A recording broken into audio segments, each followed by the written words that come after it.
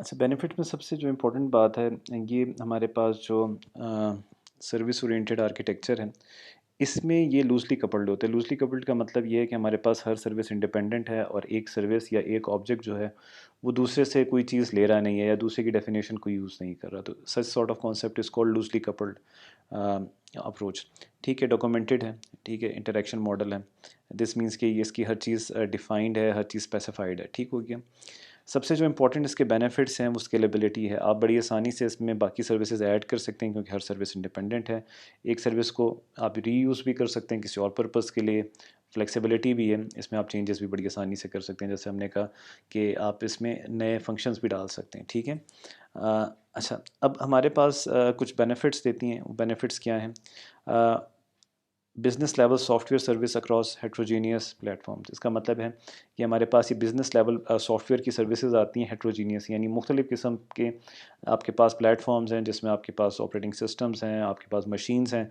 तो उसमें भी आपके पास क्या है, चाहे वो डिफरेंट भी हों लेकिन आपके पास सेम किस्म की बिज़नेस इन्वायरमेंट आएगा। इसको इमेजिन करें, अगर आप एक सॉफ्टवेयर बनाते हैं मैक के लिए, वो फ़र्क होगा। एक सॉफ्टवेयर बनाते हैं विंडोज़, उसकी प्रोग्रामिंग की इन्वायरमेंट ही फ़र्क है, लेकिन इसमें आप बड़ी आसानी से हेट्रोजीनियस प्लेटफॉर्म को एक ही एप्लीकेशन के साथ आप कर सकते हैं, फुलफ़िल कर सकते हैं। दूसरा, complete location independence of business logic. काफ़ी क्लियर है कि आपके पास लोकेशन इंडिपेंडेंस यहाँ पर बड़ी आसानी से आप अचीव कर सकते हैं। Services can exist anywhere, any system, any network. ठीक है, सर्विसेज जो हैं आपकी बड़ी आसानी से कहीं पर भी एग्जिस्ट कर सकती हैं। Loose coupling across application services. Loose coupling है, लूज़ कपलिंग का मतलब है, अच्छा जी, हमारे पास नेक्स्ट जो आ जाता है वो है granular authentication and authorization support at service unit level. Granular authentication ये है कि और ऑथराइजेशन भी ये है कि एट सर्विस लेवल आपने किसी भी चीज़ को, ठीक है, वो एक यूज़र एंटिटी भी हो सकता है यानी यूज़र भी हो सकता है, उसको सर्विस लेवल पे ऑथेंटिकेट करना और उसको कि वो क्या क्या काम कर सकता है, ऑथराइज किस किस काम का है, वो हम सर्विस लेवल पे करेंगे। Dynamic search and connectivity to other services self explanatory है।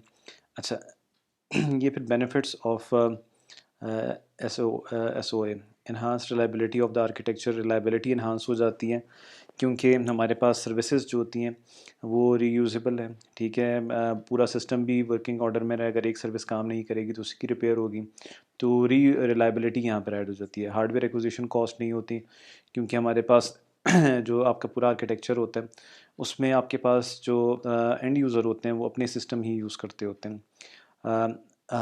जो सपोर्ट है एग्जिस्टिंग डेवलपमेंट स्किल्स की, उसमें बहुत ज़्यादा है। Accelerate movement to standard based server and application consolidation. ठीक हो गया। तो यहाँ पर यह है कि हमारे पास काम जो है सर्वर लेवल पे भी स्टैंडर्ड लेवल पर होता है और एप्लीकेशन कंसोलिडेशन भी ज़्यादा होती है। और ये हमारे पास एक ब्रिज है बाकी टेक्नोलॉजीज़ के साथ भी, यानी कोई भी इसको इस्तेमाल कर सकते हैं। अच्छा, ये तो जनरल बेनिफिट्स थे, ये बिजनेस वैल्यू बेनिफिट्स हैं। इसमें increase the ability to meet customer demand more quickly, क्योंकि ये सारी चीज़ें बड़ी आसान होती हैं। आपको सर्विसेज ऐड करना, सर्विसेज निकालना बड़ा आसान होता है। कॉस्ट लोअर हो जाती है एक्विजिशन की और मेंटेनेंस ऑफ टेक्नोलॉजी की। ज़ाहिर सी बात है कि हमारे पास सर्विस लेवल पर होती है, इवन आप सर्विसेज डिफरेंट डिफरेंट जगहों से बना के उसको इकट्ठा कर सकते हैं। मैनेजमेंट ज़्यादा बेहतर होगी, इन्वेस्टमेंट इन टेक्नोलॉजी बढ़ जाती है, एक्सपेंसिव कस्टम डेवलपमेंट का भी इसमें हमारे पास इतना ख़ातर ख्वाह का इसमें रोल नहीं होता। अच्छा, की लिमिटेशन क्या है? परफॉर्मेंस कैन बी इनकन्सिस्टेंट, क्योंकि यहाँ पर हर सर्विस अपना इंडिपेंडेंटली काम करती होती है तो इनकन्सिस्टेंसी आ सकती है। दूसरी बात, यहाँ पर हमारे पास इंटरप्राइज लेवल पर जो हमारे फंक्शंस हैं, इम्प्लीमेंटेशन है, वो सारी सर्विस अगर इंडिपेंडेंट हो तो कैसे फोकस करेंगे इंटरप्राइज के गोल का। सिक्योरिटी एक और कंसर्न है क्योंकि हर सर्विस अपना इंडिपेंडेंटली चलती होती है। कॉस्ट भी हाई हो सकती है अगर हम ज़्यादा सर्विसेज लेने और इस्तेमाल ना हो वो। अच्छा, इन चीज़ों को ख़त्म करने के बाद फिर हमारे पास आ जाता है क्लाउड आर्किटेक्चर। क्लाउड आर्किटेक्चर एक ऐसा कॉन्सेप्ट है जहाँ पर हमारे पास इन सिंपल वर्ड्स, ये भी हम पढ़ेंगे तो सही फिर उसमें देखते हैं, लेकिन इन सिंपल वर्ड्स हमारे पास जो हमारा हार्डवेयर होता है वो हमारा अपना नहीं होता, बल्कि ओवर द इंटरनेट हमें कोई सर्विसेज प्रोवाइड करता है और उसमें हमारा हार्डवेयर, इवन हमारी सर्विसेज ओवर द क्लाउड चलती हैं, यानी ओवर द इंटरनेट चलती हैं। यानी यहाँ पर मैंने क्या कर दिया है, अपने तमाम काम फर्दर थर्ड पार्टी को दे दिए, जिसमें मेरी hardware maintenance, hardware storage, hardware मेरी प्रोसेसिंग पावर, मेरी रैम, हर चीज़ मेरे थर्ड पार्टी की रिस्पॉन्सिबिलिटी हो जाती है, और उसको मेंटेन करना, उसकी सिक्योरिटी, वो सारी चीज़ें मेरे पास उस पार्टी की होती हैं, थर्ड पार्टी की होती हैं। अच्छा, यहाँ से अब इसको हम पढ़ना शुरू करते हैं। Cloud computing has recently emerged as a powerful platform to support the growing needs of many organizations that we do not own and maintain complex software for the enterprise. ये हम maintain नहीं करते हैं, ये हमारे पास हमारे लिए कोई और करता है. There are high costs and headaches with software purchasing, installation and maintenance today. IT staff has to be content with networking, technical support, security, privacy, compliance and other issues, which makes it very expensive to own software. सिर्फ एक software को आप जब host करते हैं तो उसके लिए आपको बहुत सारी चीज़ों की बात करनी पड़ती है। आपको इवन सॉफ्टवेयर्स परचेज़ करने पड़ते हैं, उनकी इंस्टॉलेशन करनी पड़ती है, फिर आईटी स्टाफ जो है ऐसा होना चाहिए जो तमाम चीज़ों को जानता हो, तो ये बड़ा मुश्किल हो जाता है। क्लाउड सॉरी क्लाउड कंप्यूटिंग जो है एक ऑल्टरनेट है, जिसमें ऑर्गेनाइजेशन को ये सारे काम नहीं करने पड़ते हैं, बल्कि ये सारे काम उनके लिए थर्ड पार्टी करती है। ठीक है। Cloud computing platform is risky for organization because it relies on computing vendors for reliability, security and continuity of an enterprise application. इसमें सबसे जो एक डिसएडवांटेज या एक चीज़ जो कंसर्न की है ये कि इसमें जो ये सर्विसेज हैं ये हम लोग प्रोवाइड नहीं करते होते डायरेक्टली, हमारे बिहाफ पे बाकी ऑर्गेनाइजेशन करती हैं। तो उसमें अगर सपोज़ उनका हार्डवेयर बैठ जाए, उनके सर्वर से डेटा चोरी हो जाए, सर्विसेज इंटरप्ट हो जाएं, तो ये एक हमारे लिए कंसर्न रहता है। लेकिन जैसे जैसे हमारे पास क्लाउड कंप्यूटिंग सेटल होती जा रही है, फ्यूचर में हमारे पास बहुत बड़े बड़े इसमें नाम आते जाने, जैसे माइक्रोसॉफ्ट की एज़्योर टेक्नोलॉजी है, ओरेकल आ रहा है, एसएपी ने भी इसमें स्टार्ट कर दी है एंटरप्राइज लेवल पे सर्विसेज। अच्छा, इसमें दो तीन बातें और भी हैं कि हमारे पास अगर हम देखें इसकी डेफिनेशन को, on demand access to virtualized IT resources that are house outside of your own data center, shared by others simply to use, paid for via subscription and access over the web.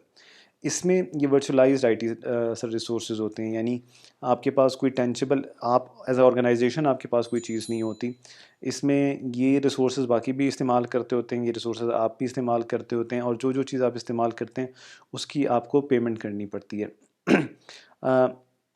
दूसरा है virtual servers available over the internet. ये ऐसे servers होते हैं जो over the internet available होते हैं, यानी हमारे पास अगेन फ़िज़िकल इनकी कोई टेंजिबल एसेट नहीं होती ऑर्गेनाइजेशन की।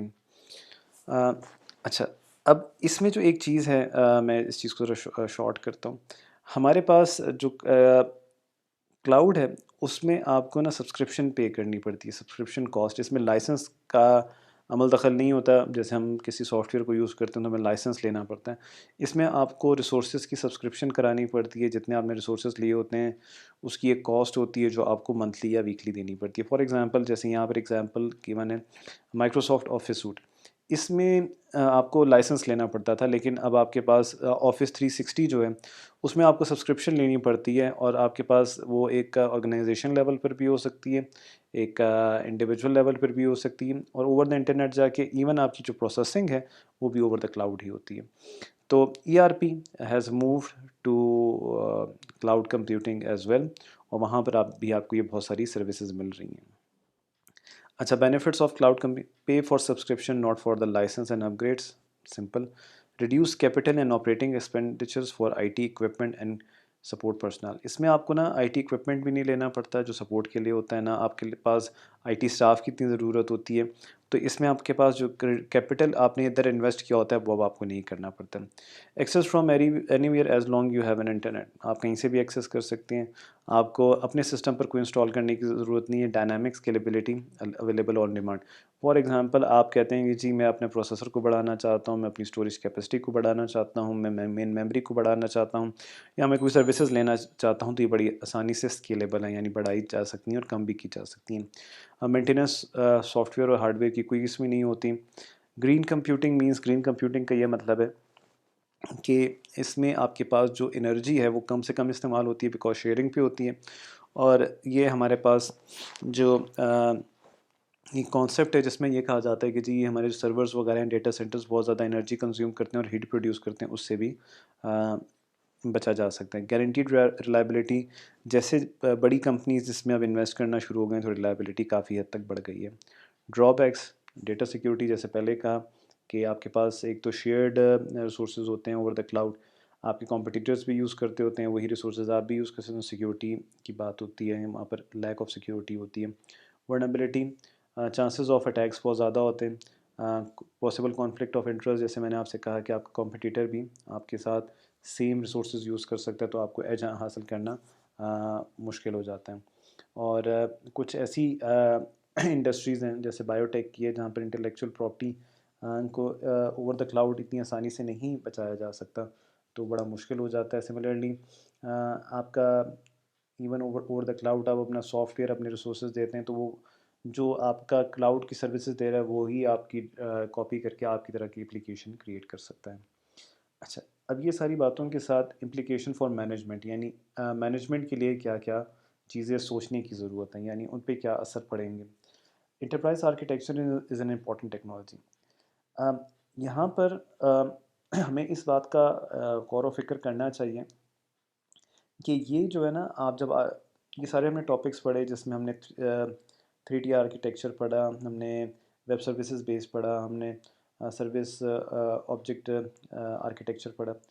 इसमें एक चीज़ देखनी है, वो हमने क्लाउड हमने पढ़ा, ये चीज़ देखनी है कि जब भी हम एक आर्किटेक्चर को इस्तेमाल करें तो हमें बहुत सोच समझ के करना चाहिए, क्योंकि ये आपके पास ईआरपी की फाउंडेशन होती है। और अगर आपके पास इसमें यही आप सही फ़ैसला नहीं कर सकेंगे तो आपको ईआरपी जिस मकसद के लिए आप कर रहे हैं वो इतना अच्छा कारकर्दगी उसकी नहीं होगी। इसमें हमें आर्किटेक्चर आइडेंटिफाई करता है main components, how this components interact and function together to achieve defined business objective. तो ये चीज़ें हमें बड़ी क्लियर पता होनी चाहिए कि हमारे बिजनेस ऑब्जेक्टिव्स क्या हैं और ईआरपी के कंपोनेंट्स कैसे इंटरेक्ट करेंगे उन बिजनेस ऑब्जेक्टिव्स को हासिल करने के लिए। तो आर्किटेक्चर ही क्लैरिफाई करेगा ये सारी चीज़ें। अच्छा, ये चीज़ें हो गई। फिर ERP architecture decision are complex. ये चीज़ हमें सिर्फ आईटी डिपार्टमेंट पे नहीं छोड़ देनी चाहिए कि वही आर्किटेक्चर डिसाइड करेगा, बल्कि जो आपकी हायर मैनेजमेंट है वो बेसिकली इंटरेक्ट करे आईटी टीम के साथ। जैसे हमने रोज़ रॉयस की हमने क्या करी थी, केस स्टडी भी पढ़ी थी, उसमें हमारे पास आईटी स्टाफ के साथ और हमारे पास जो मैनेजमेंट थी उनने बैठ के ये सारी चीज़ डिस्कस की थी। तो it is not only the responsibility of IT staff कि वो आर्किटेक्चर को डिसाइड करे, बल्कि इसमें मैनेजमेंट को भी साथ साथ करना चाहिए। और मैनेजमेंट के लिए यहाँ पर एक बड़ी अच्छी एक सजेशन है कि ये सारी चीज़ें डिस्कस करने से पहले वो किसी वेंडर से ना मिलें, क्योंकि वेंडर्स की जो डिस्कशन होती है वो उनके डिसीजन को बाइस कर सकती हैं। अच्छा, फिर दूसरी चीज़ एक होनी चाहिए कि ईआरपी का आर्किटेक्चर इतना फ्लेक्सिबल होना चाहिए कि वो डाइवर्स किस्म के हार्डवेयर और सॉफ्टवेयर प्लेटफॉर्म्स को एक्सेप्ट कर सके। अगर आप एक ऐसा आर्किटेक्चर सेलेक्ट कर लेते हैं अपनी ऑर्गेनाइजेशन के लिए जो स्पेसिफिक हार्डवेयर के साथ और स्पेसिफिक सॉफ्टवेयर के साथ चलता है, तो उसमें सबसे बड़ा एक मसला ये होगा कि जब तक वो आपकी रिक्वायरमेंट्स पूरी नहीं होंगी आपका ईआरपी बेहतरीन तरीके से काम नहीं कर सकेगा, और जब ये रिक्वायरमेंट्स इसमें लैक होगा तो फिर इश्यूज़ आएंगे। So the important thing is कि जब आप अपनी ईआरपी के आर्किटेक्चर को सेलेक्ट करते हैं तो इस चीज़ का आपने ख़ास ख्याल रखना है। लास्ट पॉइंट ये है कि जब आपके ईआरपी की बात करें तो उसमें आप एक चीज़ को ये गौर से देखें कि आप जो नई टेक्नोलॉजी होती है वो आपको बहुत सारी नई चीज़ों के बारे में इंफॉर्मेशन तो देती है और वो एक हाइप क्रिएट की गई होती है, लेकिन जब आप ईआरपी को सेलेक्ट करते हैं तो उसमें आप ये कोशिश ना किया करें कि आप नई टेक्नोलॉजीज़ की तरफ जाएं, बल्कि आप अपनी रिक्वायरमेंट को पुरानी आर्किटेक्चर जो आपकी पुराने बिजनेस मॉडल है उसकी फंक्शनैलिटी और रिक्वायरमेंट के साथ देखें। क्योंकि जब हम नई टेक्नोलॉजीज़ की तरफ जाते हैं तो वो स्टिल अभी बहुत इमेच्योर हुई होती है और बहुत सारी फंक्शनैलिटी जिसकी हम डिज़ायर करते होते हैं, एक्सपेक्टेशंस होती हैं, वो हमें प्रोवाइड नहीं करते। जैसे यहाँ पर कहा हुआ है कि ये सर्विस ओरिएंटेड आर्किटेक्चर के बारे में एग्जांपल्स की हुई हैं कि हो सकता है वो बिज़नेस टू बिज़नेस रिलेशनशिप में अच्छा हो लेकिन बाकियों में शायद अच्छा ना हो, तो ये देखनी है। अच्छा, at the end of the lecture जैसे मैं आपसे कुछ क्वेश्चंस पूछता हूँ तो यहाँ पर मैंने 3 क्वेश्चंस को सम अप किया है। Web services architecture, service oriented architecture और क्लाउड कंप्यूटिंग आर्किटेक्चर का क्या इम्पैक्ट है, ये हैं क्या और इनका क्या इम्पैक्ट है ईआरपी में। अगर आप इसका आंसर देते हैं तो आपको लेक्चर समझ आया। और लास्ट क्वेश्चन है कि मैनेजमेंट में आर्किटेक्चर की इम्प्लीकेशन है क्या, यानी हम जब ये चीज़ करते हैं तो मैनेजमेंट पे क्या अफेक्ट होता है। Thank you. ये हमारी लास्ट वीडियो थोड़ी लेंथी हो गई। आई होप कि आपको आज का लेक्चर समझ आएगा। Thank you so much. अल्लाह हाफ़िज़।